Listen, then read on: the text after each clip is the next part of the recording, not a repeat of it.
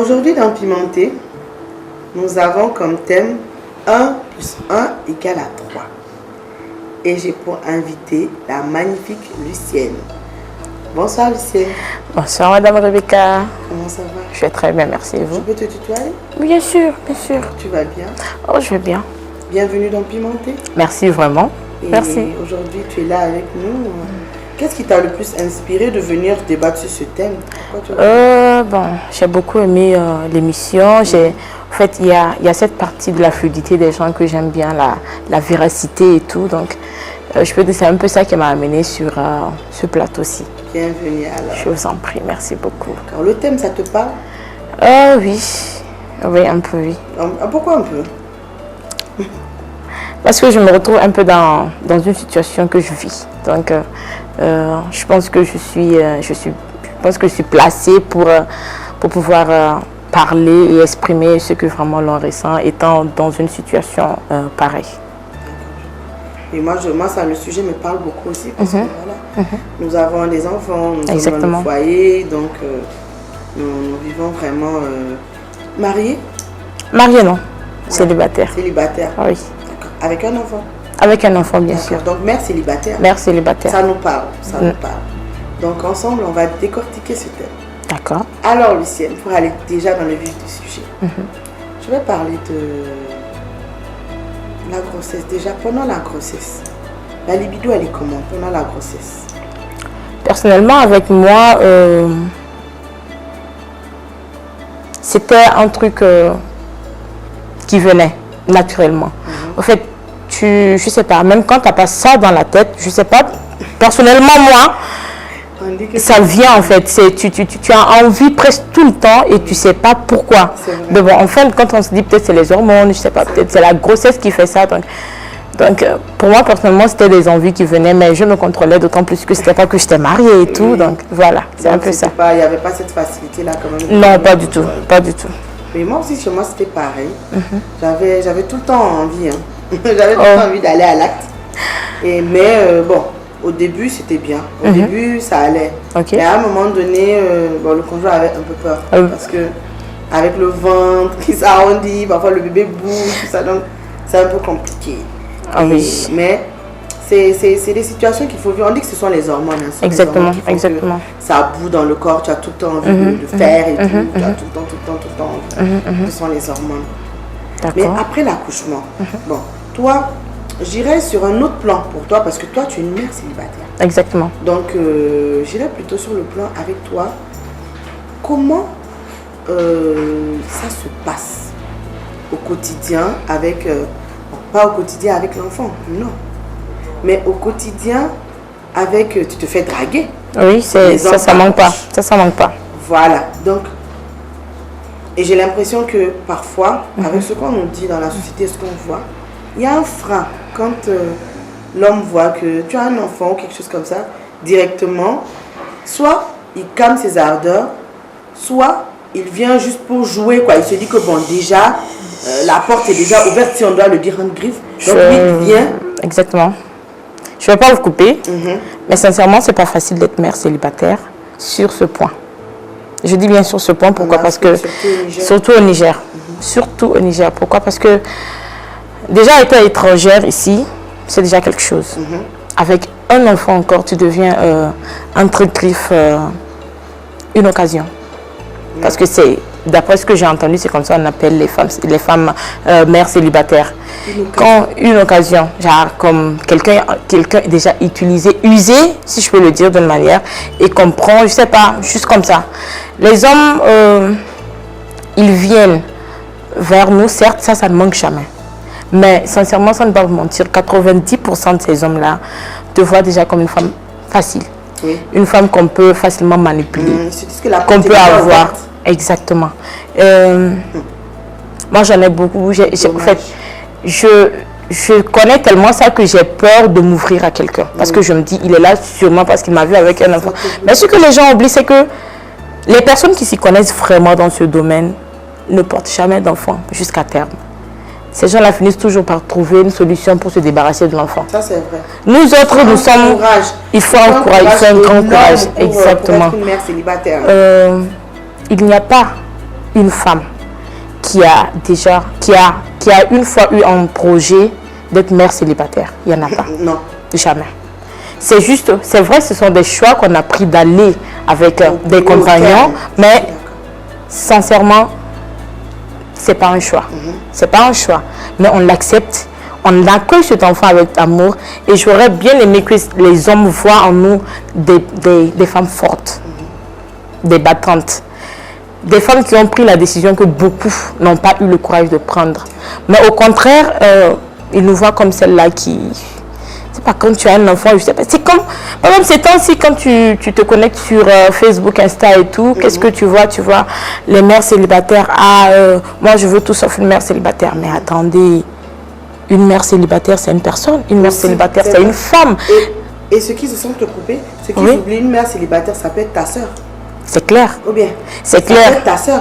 Sur ce point, ils ne le voient pas sur ce point, en fait. Ça peut être ta fille. Ben oui. Si seulement ils peuvent comprendre. Les mères célibataires ne viennent pas d'une autre planète et qu'on appelle mère célibataria ou bien quelque chose comme ça et elles viennent de là-bas. Non. Mais ils oublient aussi que l'enfant n'a pas été fait par seulement une personne. Oui, et que l'autre personne qui a peut-être démissionné ou disparu. Exactement. C'est lui qu'il faut plaindre. Exactement. Mais moi, je ne comprends pas pourquoi c'est toujours la femme qui prend les pierres, en fait. Vraiment. Et c'est vraiment dur au quotidien parce qu'à un moment donné, je me rappelle très bien, dernièrement, il y a une femme qui disait à l'église que nous, on ne trouve pas de mari parce qu'on a déjà un enfant. Sincèrement. Un enfant, c'est la plus belle des choses qu'on peut avoir. Un enfant, c'est le plus beau cadeau que Dieu peut nous donner, en fait. Et je ne peux pas comprendre comment est-ce que d'autres personnes ne veulent pas de toi dans leur vie, tout simplement parce que tu as déjà donné vie. Mais ce qu'ils oublient, ça amène à une maturité, à une responsabilité qu'ils ne comprennent pas, qu'ils ne savent pas. Moi, je me dis que ce sont des gamins. Il ne faut pas faire la différence. Il ne faut pas aussi voir... voilà, il y a une différence entre hommes, moi j'aime bien dire omelette. Parce que les hommes, ce sont des garçons. Oui. Ce pas des hommes. Exactement. Parce qu'un vrai homme, quand tu as déjà un vécu, il aime déjà quelqu'un qui a un vécu parce qu'il ne parle pas beaucoup. Oui. On n'a plus le droit je sais pas, de se permettre de jouer sur n'importe quoi, en fait. Tu ne dois plus même avoir d'erreur, tu ne dois plus fauter parce que quelqu'un prend exemple sur toi. Exactement. Tous les jours. Quelqu'un prend exemple sur toi. Donc tu as le devoir de bien te comporter, de bien être le papa. Et les papas ont beaucoup de pression silencieuse. Moi, je le dis. Les papas ont beaucoup de pression silencieuse parce que ils doivent ramener beaucoup de choses. Exactement. On doit toujours dire, ah, c'est mon papa, c'est mon papa. C'est vrai que la maman a une place très importante. Je ne dis pas que les femmes et les mamans n'ont pas de place. Mais le papa, comme j'ai dit, il a une pression silencieuse. Parce que c'est des pressions qu'on ne pointe pas du doigt tout le temps. On met toujours la pression de la femme et la souffrance de la femme en avant. Ça ne veut pas dire que ça n'existe pas, mais le papa aussi de son côté, il est stressé. Beaucoup. Tu as pris enfant déjà? Beaucoup. Moi, je me rappelle très bien, quand j'accouchais, ma mère me disait, ton mari, il est stressé là, quand je faisais le travail, exactement. Parce qu'il a assisté à l'accouchement. Oui. Mais avant qu'il ne rentre, non, ou bien c'était le lendemain, le lendemain, ma mère me disait, ah, ton mari, il était stressé. Je lui ai dit, mais il était stressé pourquoi? Elle me dit, attention à ce que tu dis.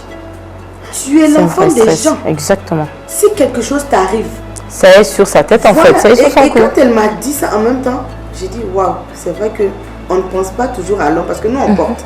C'est nous, on sent les douleurs et tout. Mais eux, c'est beaucoup plus psychologique. Exactement. Il faut se préparer psychologiquement. Moi, je dis, il y a une de mes connaissances, dès qu'elle commence le travail, la première chose que son mari fait, au lieu de l'accompagner à la maternité, non, mais moi j'aime bien. C'est vrai qu'accompagner ça aide beaucoup, mais la prière aussi ça aide. C'est vrai. Tout ce qu'il fait, c'est déposer son tapis, s'asseoir et commencer à prier. Parce qu'il est dans le stress, il a peur. Exactement. Il a peur aussi. Le pauvre, et après la délivrance, c'est la joie. C'est la joie. C'est la joie. Ça fait plaisir. Donc, on va basculer sur la vie sexuelle après les enfants. Ok. On sait que c'est compliqué. Comme je dis, nous, on a deux points de vue très différents. Très différents, oui. Toi, mais je crois que le tien est un point de vue qu'on ne relève pas souvent. Oui. Parce qu'aujourd'hui, quand tu vis seul avec ton enfant, tu ne peux pas ramener n'importe qui chez toi. Non, mais c'est clair. N'oublie pas qu'il y a quelqu'un qui prend exemple sur toi. Il y a quelqu'un qui est là, qui ne voit, en fait, qui ne voit que toi, en fait. Dis-toi que tes faits et gestes sont vus par cette personne-là. Et la vie sexuelle prend un coup. Parce que moi, je connais des mamans qui sont avec leurs enfants qui peuvent te dire que 2 ans, 3 ans, bien sûr, sans rien. Bien sûr. Parce qu'il n'y a même pas le temps. Parce qu'il faut jongler entre l'enfant, la vie. Mais c'est pas du tout facile. Et c'est pas intéressant si tu vas chez quelqu'un ou bien se voir ailleurs. En fait, à un certain âge, c'est vrai que c'est pas facile. Se mettre en valeur. Mais ce qui est bizarre, c'est que moi j'aime bien en fait. Parce que je me dis, l'avenir de mon enfant a fait de moi une autre personne. L'avenir de mon enfant a fait de moi une personne encore plus positive que je ne l'étais en fait. Plus mature. Plus mature. Parce que maintenant, je sais que... En fait, je ne peux pas me permettre de mener la vie insoucieuse que je menais avant en fait. Ouais, non. Là, je sais que j'ai une responsabilité. J'ai une personne qui ne compte que sur moi. J'ai une personne qui n'attend que de moi en fait. Et je suis obligée de me chercher, de me battre pour cette personne, de lui donner le meilleur que moi, je n'ai pas eu. C'est vrai que ça fait mal que je ne puisse pas donner cette famille-là à mon enfant, mais je me dis, même si je ne l'ai pas eu avec son père plutôt, Dieu me permettra de l'avoir avec un homme. Oui. Cela ne veut pas dire que mon enfant manque d'amour de son père. Non. Pas du tout. Mais ce foyer-là, ça fait plaisir que ça les fait deux plaisir. parents soient là sous le ça même fait très toit, plaisir. C'est très important. C'est très important. Mais si seulement, parce que je me dis, c'est vrai que les femmes, il y en a qui font en sorte que leur enfant ne grandisse pas dans un foyer, mais il y en a aussi qui se battent pour que ça marche, mais que ça marche pas. Si, je me dis souvent que l'erreur vient des hommes. C'est les hommes qui finissent par lâcher. C'est vrai. Parce que je me dis, si... Exactement. Ces hommes-là font en sorte qu'aujourd'hui, il y a plus de mères célibataires qu'il n'en faut. Parce que tu as aimé cette personne, tu l'as vue, tu l'as aimée, vous avez eu un enfant ensemble. À deux. La moindre des choses, c'est de, je ne sais pas, valoriser cette personne-là. Lui montrer que vraiment... Parce que la femme qui a accouché pour toi, sincèrement, si l'homme pouvait avoir ne serait-ce qu'une petite idée de la douleur qu'une femme peut ressentir en salle d'accouchement, sincèrement, il allait savoir que cette personne a donné sa vie pour lui donner une vie qui, en plus, ce qui me fait mal, c'est que l'enfant porte le nom plutôt de ce homme en fait. Tu souffres et en fin de compte, on ne voit même pas, je sais pas, ce sacrifice que tu as eu à faire pour eux. On te lâche comme si tu étais du n'importe quoi en fait. Mais moi, je me dis, je suis pas du n'importe quoi. Je sais pas. Non, tu es une belle femme. Je suis l'une des plus battantes femmes au monde. Bah oui, je sais pourquoi je dis ça. Bien sûr, tu élèves un enfant. Exactement, exactement. Et au quotidien, tu dois relever des défis, des jugements, les regards. Et c'est ça le plus difficile. Ouais. Les jugements et les regards. C'est ça surtout le plus Surtout ici, dans ce pays, je promets que même la grossesse, c'était toute une guerre. Ouais, c'était toute une guerre, mais je remercie le bon Dieu parce que cet enfant-là, que les gens disent, ah c'est une mère célibataire, c'est une mère. Aujourd'hui, tu te maries, tu vas chez ton mari, tu n'as pas fait enfant, madame, on va te faire deuxième femme, pion. Ça c'est vrai. Enfant là pour moi, il n'y a pas mieux. Ça c'est vrai. Si garçon veut là, qui m'épouse, si garçon veut pas là. Ça c'est vrai. Mais c'est que quelqu'un est là qui est fait pour moi, je ne m'inquiète pas pour ça en fait. Pas. Je ne m'inquiète pas pour ça. Mais comme je dis, c'est entre... Malheureusement, dans le cas des mères célibataires, on met la vie de la femme entre parenthèses. Exactement. La vie de la femme est mise entre parenthèses. Or, nous, de notre côté, on est à la maison, au foyer. Quand l'enfant est là, il faut juste savoir comment jongler entre la vie de maman et la vie de femme. Oui, parce que tu ne vas pas rester tout le temps avec le bébé, dire que c'est le bébé. Non, c'est pas possible. À un moment donné, ce bébé-là... Il y a monsieur aussi à goûter. Voilà. Il faut penser à lui. Il faut penser à lui. Il faut déposer le bébé, là, tu t'occupes du papa. Exactement. Et toi-même, tu as besoin qu'on s'occupe de toi, en fait. Et il y a beaucoup de femmes aujourd'hui qui font cette erreur-là. Quand elles accouchent, c'est vrai, au début, il faut avoir l'enfant collé et tout. Oui. Mais elles n'arrivent plus à se détacher. Se détacher de l'enfant. Et...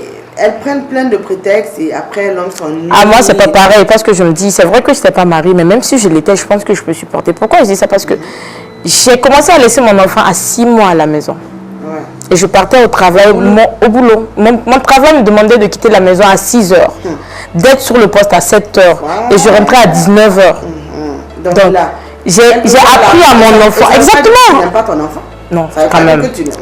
Ça ne veut pas dire que tu ne l'aimes pas. Mais quand même, d'un côté, il faut mettre c'est cette petite barrière-là qui fait que vous allez vous manquer. C'est très important. C'est très important. Et c'est même à ça même que je voulais basculer, parce que je voulais dire à quel moment il faut se séparer des enfants. Parce qu'à un début, on dort avec eux, on est avec eux. Exactement. À quel moment il faut les ramener dans leur chambre, les ramener voilà, de côté. Bon, pas de côté, mais déjà pour moi, de la chambre en fait. Pour moi, je peux dire 6 mois. 6 mois, c'est déjà quelque chose. Parce qu'à 6 mois, déjà, il y a des enfants qui commencent déjà à chercher à faire les 4 pattes. À 6 mois, déjà, l'enfant commence à connaître des choses. Et l'enfant, pour le maîtriser, vaut mieux l'apprendre au moment où, je sais pas, lui inculquer cela en fait. Lui dire que telle personne, tu dois savoir rester comme ça, vivre comme ça. Mon enfant, aujourd'hui, actuellement, je parle, n'est même pas avec moi depuis les vacances. Madame tourne partout. Elle fait la tournée de toute la famille. Et sincèrement, elle a appris à grandir, même quand je ne suis pas là. Oui, et c'est très important. Et c'est très important. Elle sait que maman est là. Elle sait très bien que maman est là. Parce qu'elle m'appelle, dit, maman, je sais que tu es là, tu me manques. Je vais venir, hein. Je dis, reste là-bas, profite-en. Moi, je vais profiter de ton absence un peu.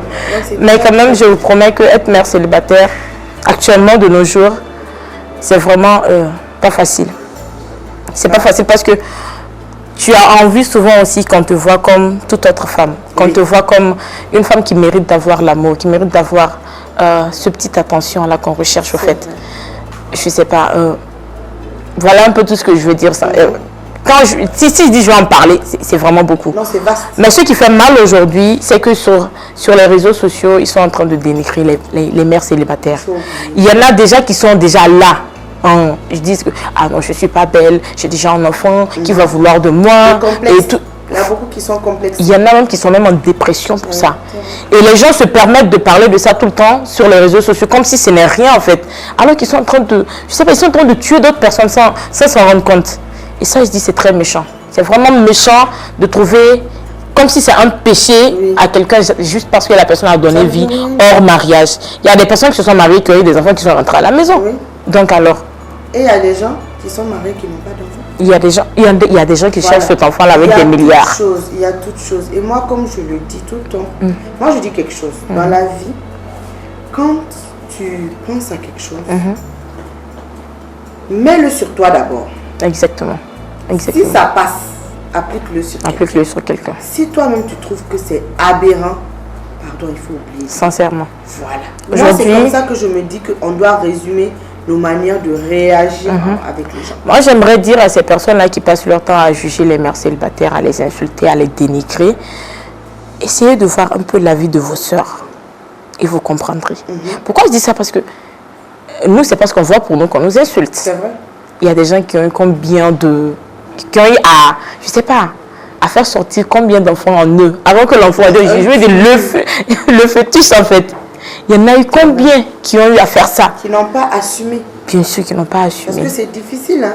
Parce que entre devenir et mettre cet enfant au monde, devenir mère célibataire ou autre, et il y a beaucoup de choses. Hein? Il y a beaucoup de choses. Parce qu'il faut une certaine décision et il faut une certaine force pour le faire. Il faut être très fort pour ça. Il faut être très fort parce que c'est quelque chose que tu n'avais pas prévu. Ça te tombe dessus comme ça d'un jour au lendemain, je sais pas. Ça te tombe dessus comme ça. Mais je me dis, ces femmes-là, on devrait les féliciter en fait. Parce que quelque chose que tu n'as pas prévu, qui te tombe dessus, mais que tu arrives quand même à gérer, sincèrement, je me dis, c'est applaudir. C'est vrai. C'est applaudir. C'est vrai que personne, c'est vrai que dans la société, même moi actuellement, je ne prie pas que ma soeur tombe dans le même piège que moi, que ma soeur ait un enfant n'étant pas mariée. Mais sincèrement, chaque personne est venue avec ce qu'il a demandé à Dieu en fait. Donc, accepter les personnes là comme elles sont et voilà, aimer-les tout simplement. C'est tout. Vraiment, c'est un peu ça. C'est un peu ça. Nous, de notre côté, moi, je peux dire que moi, je flanche beaucoup. Je flanche vite parce que dès que l'enfant dit ah, maman, je veux venir dormir avec toi, je dis viens. Même étant grand maintenant, il dort toujours de temps en temps avec nous. Au milieu, il a son matelas, mais c'est vraiment difficile parfois de se séparer, mais c'est toujours mieux. Notre vie sexuelle se porte très bien quand il n'est pas là. Il n'est pas là, oui, exactement. Oui, il y a cette liberté à la maison, en fait, de faire ce que vous voulez et tout. Il est chez mamie, ou bien quand il est chez les amis, il dort là-bas, c'est toujours mieux. Mais on essaie toujours de faire avec un tout. Bon, oui, bien sûr. S'il est dans notre chambre, on peut se mettre au salon. Oui. S'il est au salon, on peut basculer dans notre chambre. En tout cas, on essaye quand même de jongler. Il faut vraiment que les femmes et les hommes apprennent à évoluer dans leur vie sexuelle. C'est important. Avec les enfants. C'est important. La venue des enfants, parce qu'il y a beaucoup de couples que leur libido prennent un coup après la venue des enfants. Après la venue des enfants. Après la venue des enfants, il y a plus d'acte. Ça devient un prétexte en fait. L'enfant est là. Comme avant. L'enfant est là. Excusez-moi, c'est pire qu'avant. Parfois même, il y a d'autres même, à partir de la grossesse, c'est fini. Que c'est difficile de les rapprocher. Ouais. Et après, ça devient difficile de plus en plus et ça divise le couple. Donc, c'est pas ce qu'on veut. Vous devez vous épanouir sexuellement. C'est important, c'est important. Même avec les enfants. C'est important, ça fait plaisir et ça donne du baume au cœur. En fait, quand vous le faites, ça devient comme un programme en fait. Oui. Ça devient comme une habitude. Oui. Et ça, il faut éviter. Les programmations, là, quand tu as dit programme j'ai pensé à programmer le sexe genre mardi à 20h30. On va, non, ou bien samedi à 18h, je suis au P, ou bien vendredi, dès que je rentre du boulot, non. Non, pas ça. Ça tue, oui. Ça casse. Ça tue, ça. Il y a des couples aussi qui le font. Genre, oui. Ils disent, bon, demain, bien. Moi, dès que tu me dis... Et ça devient ennuyant en fait. Personnellement, je trouve ça ennuyant. Dès que tu me dis ça, c'est fini. L'envie me passe. Oui. En même temps. Ça tue. Ça seulement, ça peut tuer un couple. Oui. Ça, j'en doute pas du tout. J'en doute pas. Parce qu'il faut essayer d'innover. Exactement. Et puis, il faut essayer de surprendre. Et dans le sexe, je me dis, il n'y a pas mieux que la surprise, en fait. Oui. Il n'y a pas mieux que la surprise. Là, en même temps, tu viens... En fait, il ne faut pas dire. Moi, je dis parfois, il ne faut pas dire. Tu peux venir juste te toucher la personne, lui faire un bisou. Et de là, ça passe. Dans l'oreille, retrouve-moi dans la chambre, tu vois. Ouais. Mais tu vois, quand tu viens me trouver comme ça, tu me dis, viens, on y va. Madame, j'ai besoin de toi. Ça me... J'ai besoin de toi. Ça casse. Ça casse, bien sûr. Vraiment, c'est pas ça qu'on veut. Vraiment, et il faut que les gens sachent qu'après les enfants, il y a vraiment une vie sexuelle. Et c'est à nous de l'alimenter. Et moi, je ne peux pas comprendre les couples qui disent que on est ensemble à cause des enfants. Non.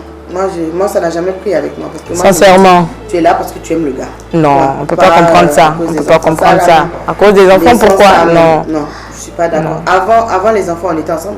Bien sûr. Avant que les enfants ne viennent, on était en couple. Donc, voilà. Pourquoi on va continuer à être en couple à cause d'eux? À cause d'eux. C'est pas possible. C'est pas possible. Je suis d'accord qu'on puisse dire que ça déséquilibre. Ce n'est pas. Mais on ne doit pas dire que c'est à cause d'eux qu'on est ensemble. Non. Voilà. On peut essayer de trouver un autre moyen. Oui. Mais à cause de là, non. Je ne suis pas d'accord. Et je me dis aussi que dans la vie de couple, les activités sont très importantes. Oui. Genre un travail, un revenu. Parce que ça aussi, ça aide à s'épanouir. Par exemple, si moi j'ai un boulot, je fais de l'argent à la fin du mois, je peux louer une chambre d'hôtel. Bien sûr. Je fais message à mon mari, je lui dis, le petit plaisir. Ici.